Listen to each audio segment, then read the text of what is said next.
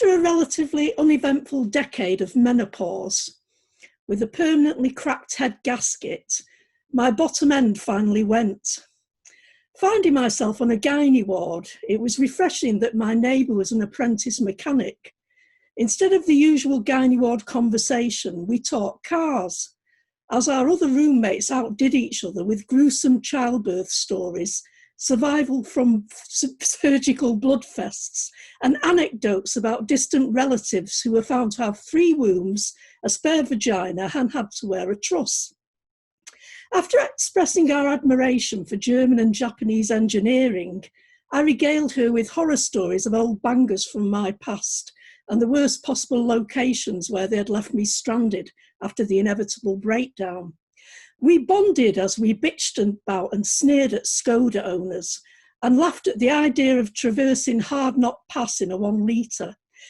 Sadly, my new friend was discharged a couple of days in, and around this time I ran out of longer garments, so there were only very short nighties left to wear.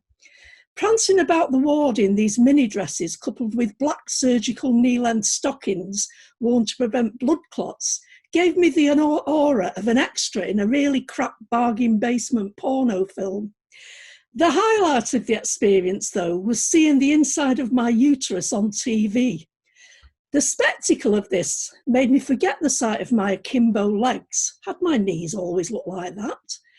I was transfixed at the screen. It was like the inside of a sodding TARDIS. How had I managed to cart that around all these years? I'd always envied people who had room for a conservatory and utility room. Talk about wasted opportunities.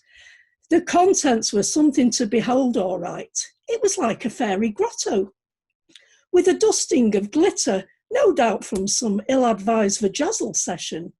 A couple of ping-pong balls. My God, I don't remember getting off my chops anywhere in the Far East. An old diaphragm. I always wondered where that went. I had nowhere to put my keys for ages. And inevitably, sand from Rill. You know how it is with sand. It gets everywhere. And if anyone tells you getting amorous on a beach is romantic, take my advice. Batter them with your deck chair and run like hell. Do I have any regrets? Well, yes, 2 come to mind. Rill, and not exploiting my ping pong ball talents. Thank you.